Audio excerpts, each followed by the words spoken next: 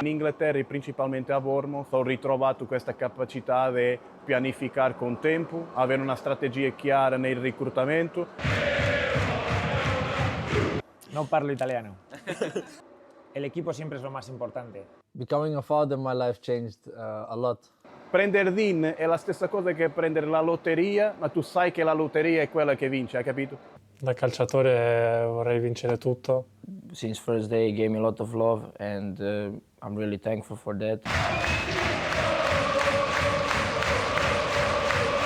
Bournemouth, well, it's been part of my life. I think there's a real togetherness.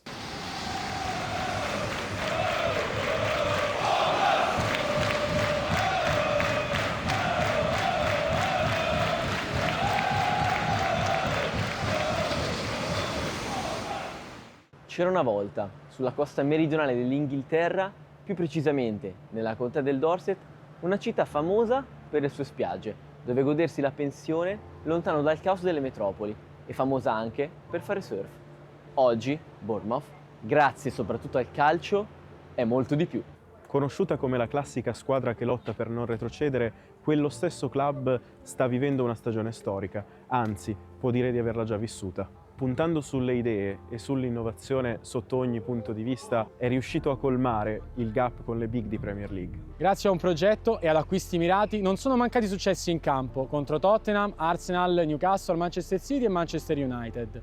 Successi nati dietro le quinte e tradotti in campo dai ragazzi di Iraola. Ma andiamo con ordine. La storia del Bournemouth nasce proprio a pochi passi dal Vitality Stadium, nel quartiere di Boscombe, a cui il club deve il suo nome originario. I campi di ciliegi e il rischio di cadere nell'oblio, poi l'ascesa e ora i piani per il futuro che rendono le Cherries un vero e proprio caso di studio. Ma perché Cherries? I motivi del soprannome sono due. Il primo riguarda la maglia e le sue strisce rosse. Il secondo ha a che fare con il luogo dove è sorto lo stadio.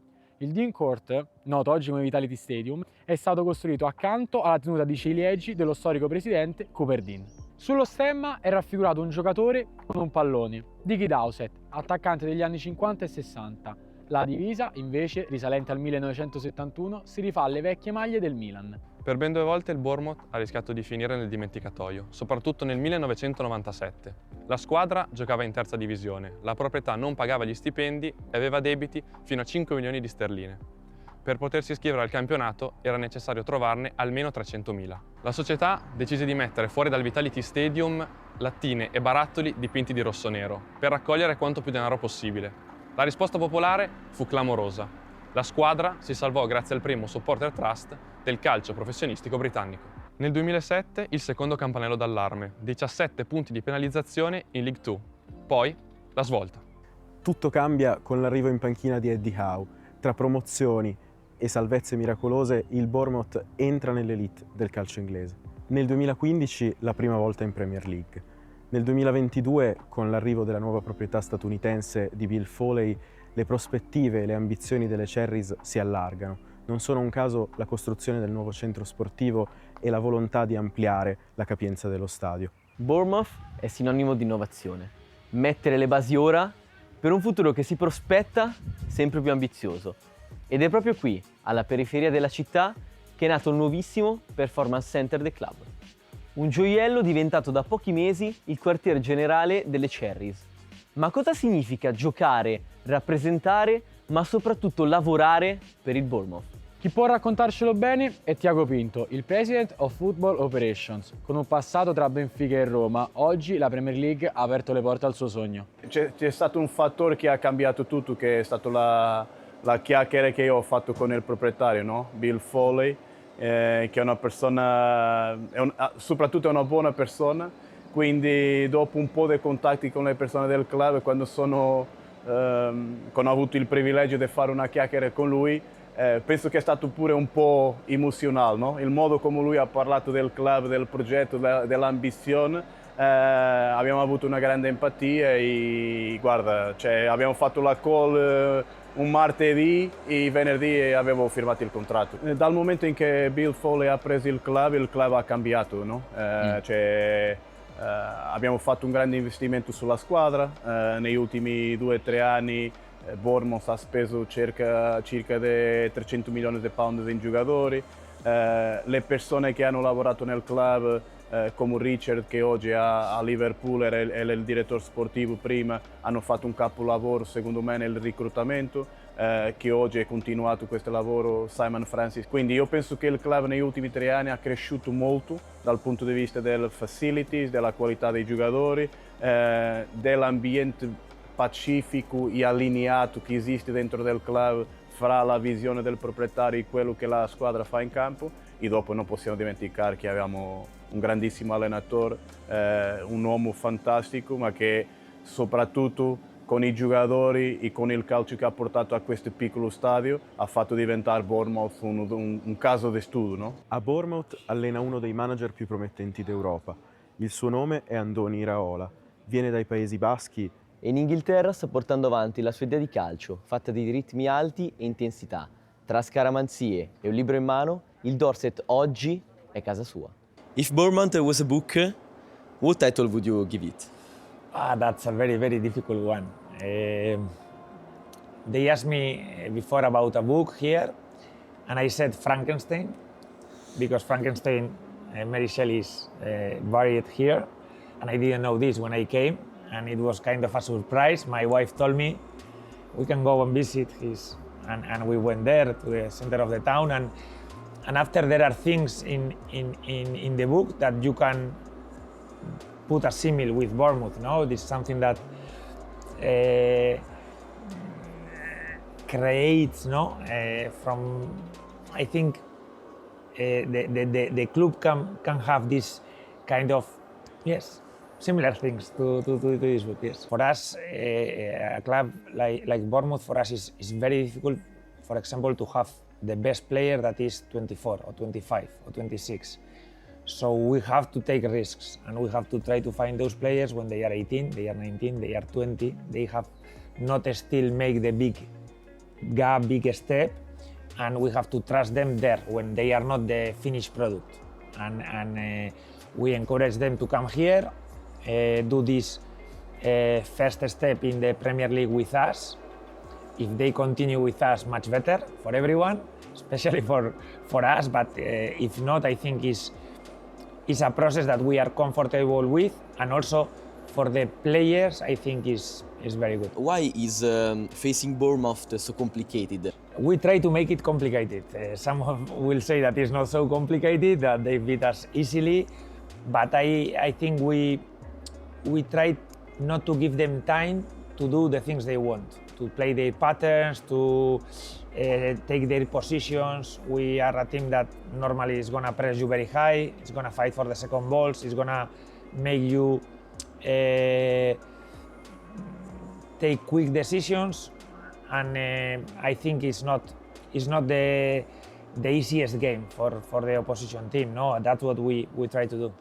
L'abbiamo conosciuto come giovane promessa in Italia, ma oggi qui Justin Kluivert ha trovato la sua dimensione, come giocatore ma soprattutto come uomo. I would say this is my best season of my career.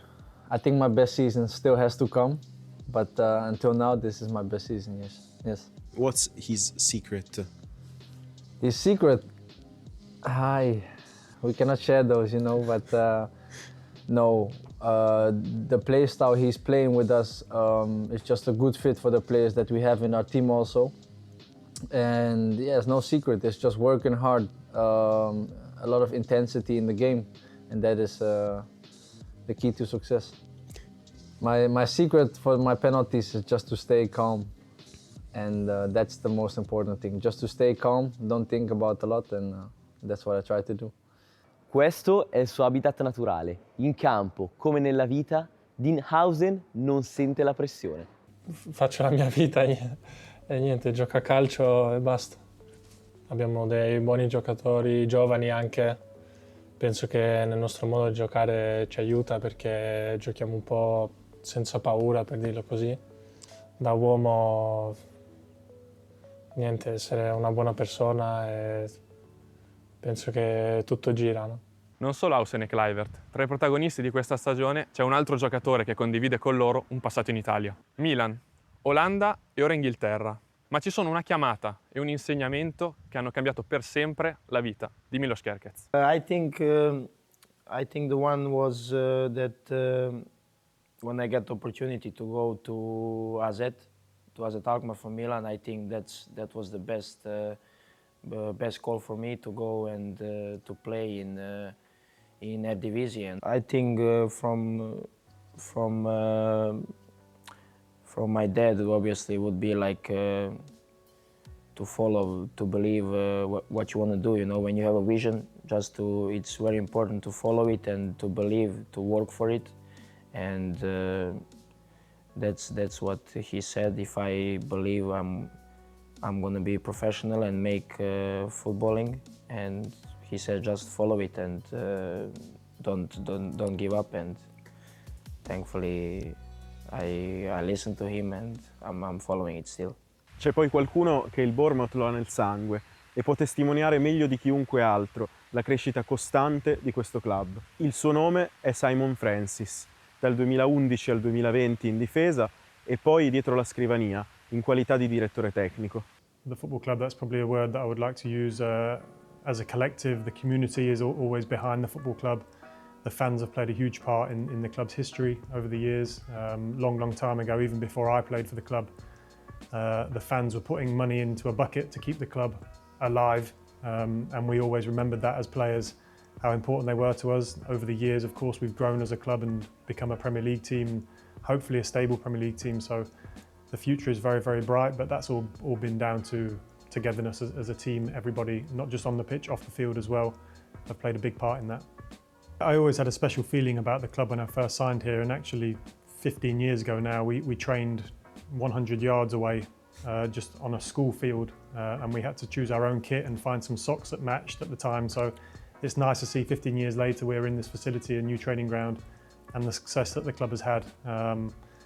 It's been an amazing ride. Of course, Eddie Howe played a huge part in that, but I'm really pleased to see the manager now has brought an identity and a philosophy to the team that the fans can get excited about, the players enjoy playing in, and for me it's a pleasure to work at the club and be able to try and bring the next generation, the younger players, to recruit and sign for this team. I think he wears the tape on the fingers, which when he first came to Bournemouth I had to ask him why. I didn't know if he played the guitar or something. It was some kind of feeling he had off the pitch, but he said it was a superstition from the first game that he managed in his managerial career. And I assume he won that first game, so he's carried that with him a long time, which again is being consistent, but it's very superstitious. And I think it tells you a lot about the man. He is an impressive coach, but more impressive as a man, very, very humble, very loyal, and he's been a pleasure to work with. No, tengo varias supersticiones. Al final no tiene ningún sentido las supersticiones, sé que no valen para nada, pero sí tengo varias. Me suelo poner esparadrapo también en algún dedo, de cuando era futbolista. Hay gestos que sin querer pues hago, ¿no? Cuando el partido está pasando, pero bueno, soy consciente de que no valen para nada. It really is a family club. It is a superb family club, and there are so many families that have been involved in the club, and it's sort of gone down through the generations. But I never believed that I would ever see us in the Premier League. È diverso, no? Ovvio che quando arrivi capisci subito che è piccolo, ma l'atmosfera è molto positiva. Io penso che per noi è un vantaggio che il stadio è così, no? Quindi secondo me è un po' il spirito del calcio inglese, no?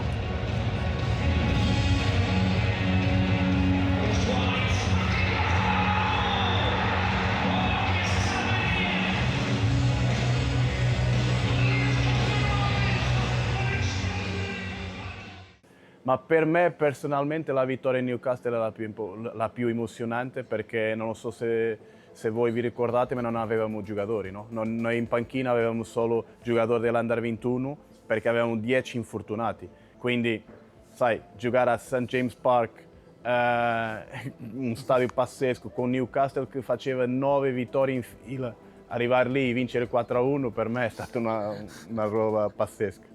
I would choose two. I would choose the home game against City in the league, because it was November, I think. It was the first loss they have in all the year. After our loss, they had more.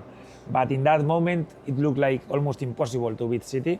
and we did it here in the Vitality Stadium. And also I would choose the Newcastle away game. We beat them 4-1, we played really well that game, and I think the two games that probably I feel more proud of this season, yes.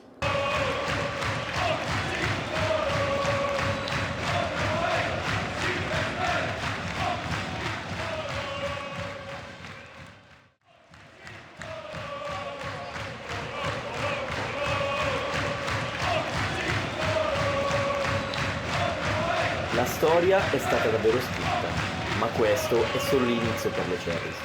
Don't call it Cinderella anymore. Il suo nome è Bournemouth.